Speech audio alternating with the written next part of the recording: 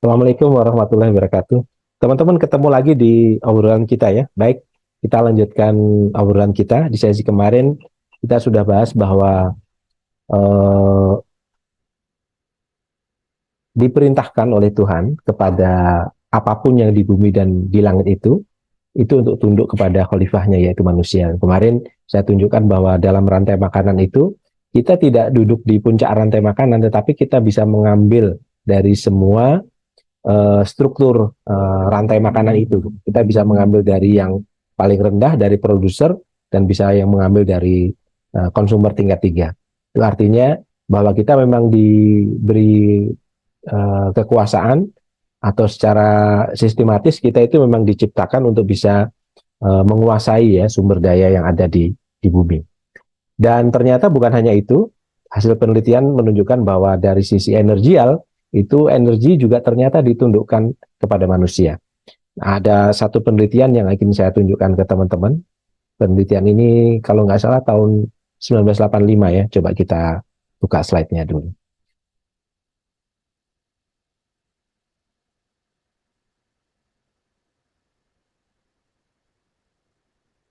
Ya, teman-teman, eh, di penelitian ini, ya benar ya, tahun 1995 ya, bukan 85.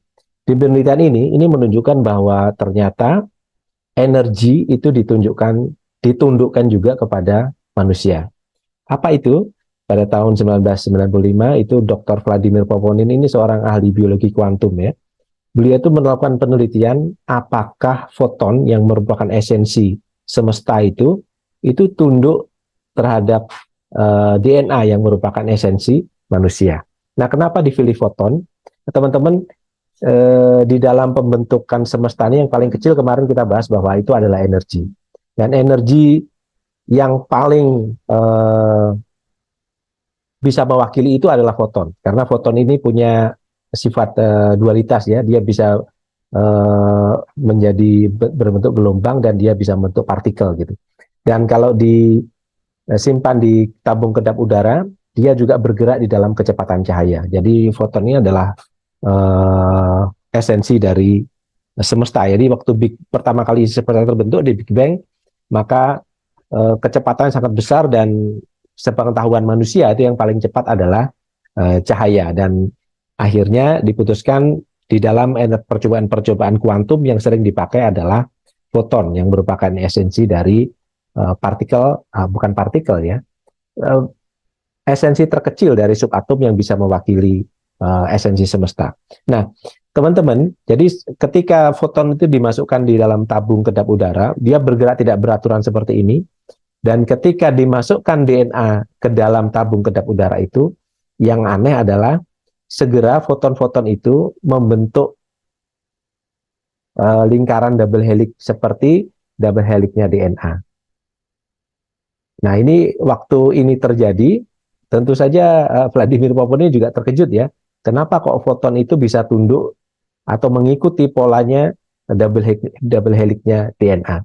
Dan bahkan ketika DNA-nya sudah diambil DNA manusia itu, dia bentuknya tetap tetap tidak berubah, masih berbentuk seperti double helixnya DNA. Dari sini Poponin menyimpulkan bahwa esensi semesta itu tunduk terhadap esensi manusia.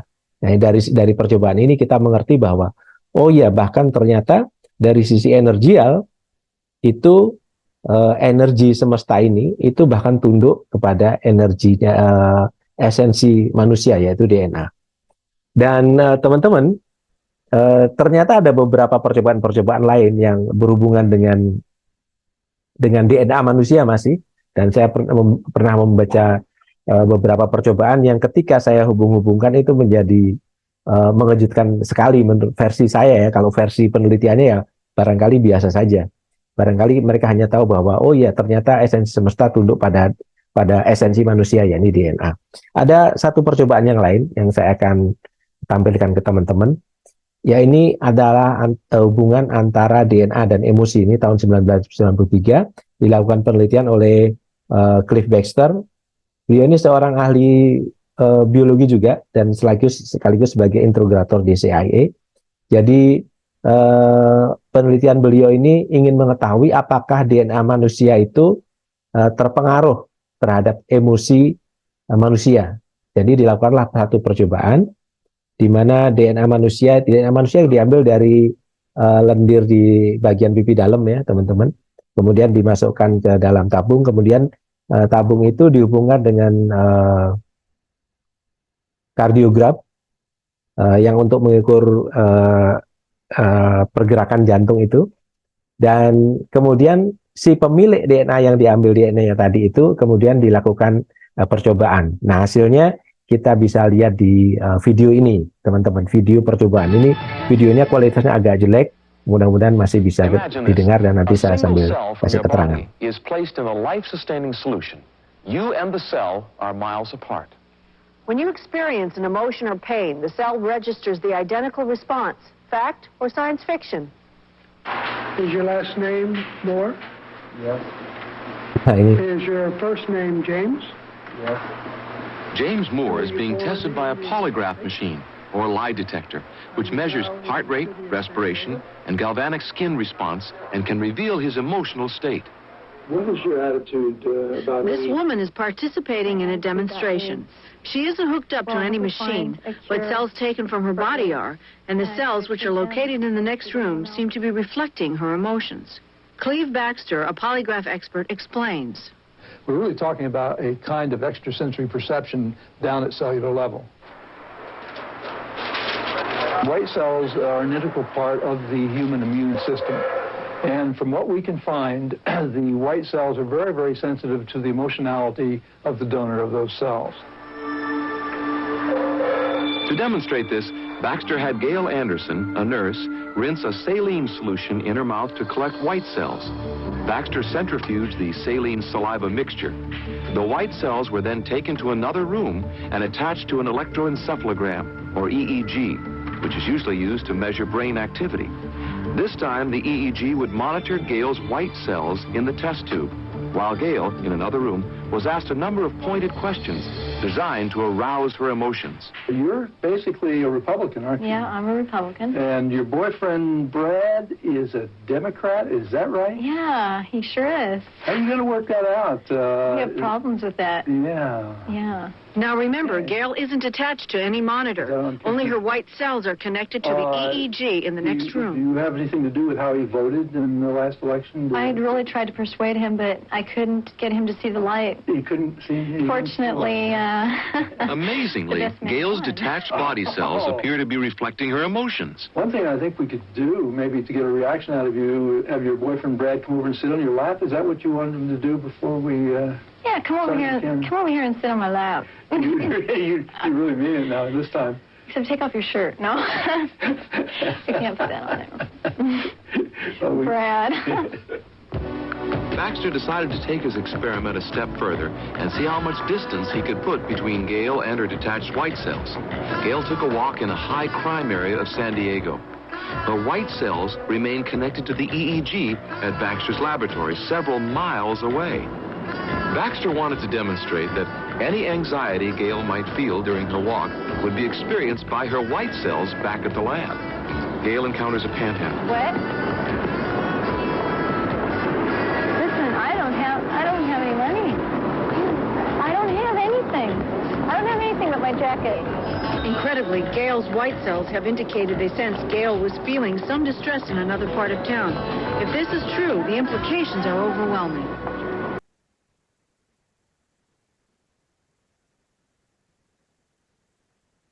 Ya, ya. Jadi teman-teman dari hasil percobaan tadi itu dapat kita simpulkan bahwa ternyata DNA itu terhubung real time dengan emosi si pemiliknya. Jadi si Gail tadi kan dilakukan percobaan dan wawancara, emosinya turun naik dan ternyata poligrafnya atau EEG-nya tadi itu juga bergerak turun naik sesuai dengan turun naik emosinya. Dan bahkan ketika Gail itu ditaruh di tempat yang terpisah sekian kilometer dari ruangan itu, dan kemudian digoda oleh atau diancam oleh preman tadi itu juga emosinya juga terekam jelas di situ. Nah, di sini akhirnya Cleve Baxter menyimpulkan bahwa ternyata DNA manusia itu dipengaruhi oleh emosi seseorang atau emosi manusia. Dan ada satu percobaan lagi pada tahun antara 92 dan 95 di HeartMath Institute juga melakukan percobaan masih dengan DNA, dan ternyata hasil percobaannya itu menyimpulkan bahwa bukan hanya zat kimia yang bisa merubah struktur DNA kita, bahkan emosi manusia itu juga bisa merubah struktur DNA manusia. Nah, ada satu kesimpulan ketika saya hubungkan dengan hadis ini ya teman-teman ya. Ketika saya menyetir hal-hal yang bersifat agama, maka saya menyetir dalam rangka untuk menambah wawasan kita dan menghubung-hubungkan antara sinap-sinap di dalam otak kita dengan database-database pengetahuan sebelumnya. Jadi apapun yang saya tampilkan itu sifatnya adalah hal-hal yang sifatnya pengetahuan dan dihubungkan satu sama lain sehingga bisa menjadi sebuah informasi. Ketika kita hubungkan dengan sebuah hadis yang menyatakan bahwa kiamat hanya akan terjadi ketika yang tertinggal hanya manusia-manusia yang paling jelek, tentu di sini yang paling jelek adalah manusia-manusia yang secara emosi itu sudah tidak terkontrol. Nah, saya berpikir manusia-manusia yang emosinya tidak terkontrol itu seperti apa? Kalau di penelitian David Hawkins adalah manusia-manusia yang kesadarannya rendah, artinya mereka cenderung didominasi oleh emosi-emosi negatif gitu.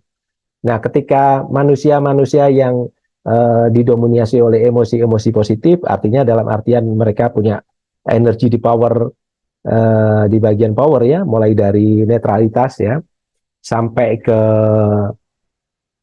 enlightenment atau pencerahan, kan ada netralitas, ada keberanian ya, kemudian ada netralitas, ada kemauan, kemudian ada reason ya, berpikir, kemudian ada walas asih, ada sukacita gitu kan, ada kedamaian, dan kemudian ada pencerahan. Nah, ketika manusia-manusia yang ada di level itu dominan emosinya itu tidak ada lagi, maka yang tertinggal adalah manusia-manusia yang secara emosi itu dominasinya di dominasi force, di mana yang paling bawah adalah takut berlebihan, kemudian naik ke sedih berlebihan, kemudian apatis, putus asa, kemudian kemelekatan, kemudian kemarahan, dan yang paling tinggi adalah pride atau sombong ya, atau di situ.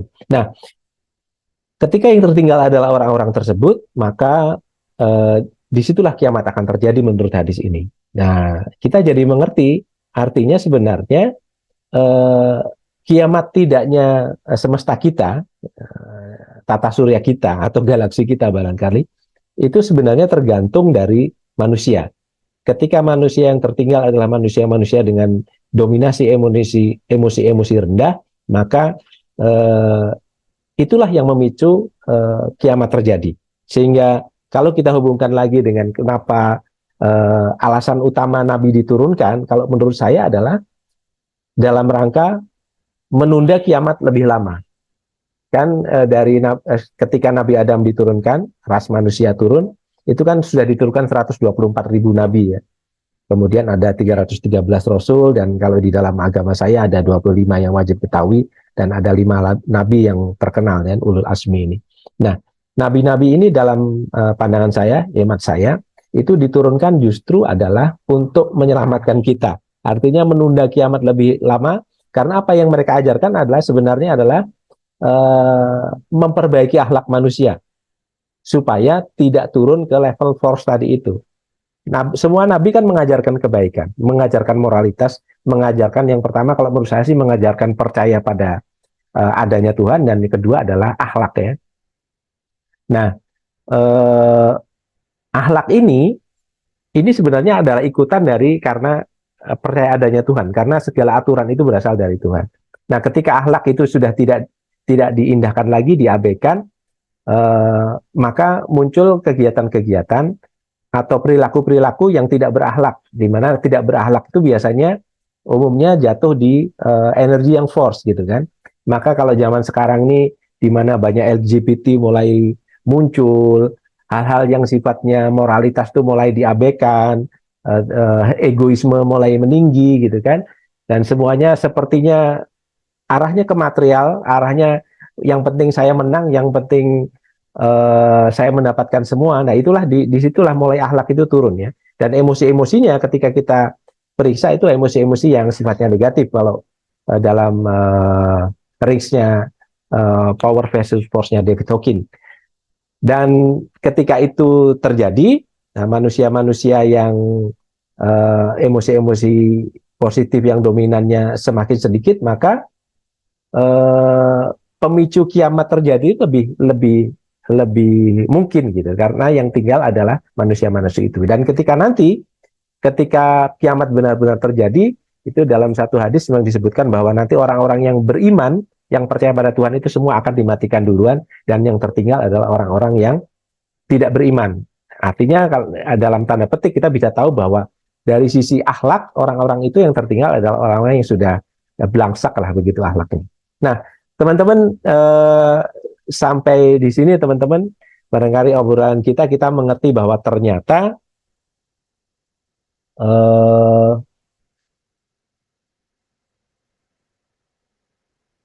esensi kita, DNA kita itu benar-benar bisa menundukkan esensi semesta. Dan bahkan di level yang paling ekstrim, kiamat itu akan terjadi ketika DNA kita itu rusak. Dan DNA yang rusak itu dipengaruhi apa? Dipengaruhi oleh emosi. Jadi struktur DNA kita rusak karena emosi-emosi negatif tadi itu, dan struktur DNA yang rusak itu mempengaruhi foton tadi yang merupakan esensi semesta, sehingga akhirnya muncul kiamat. Barangkali sampai di sini perjumpaan kita. Nanti kita akan bahas materi-materi berikutnya yang lebih menarik di sesi berikutnya. Terima kasih. Assalamualaikum warahmatullahi wabarakatuh.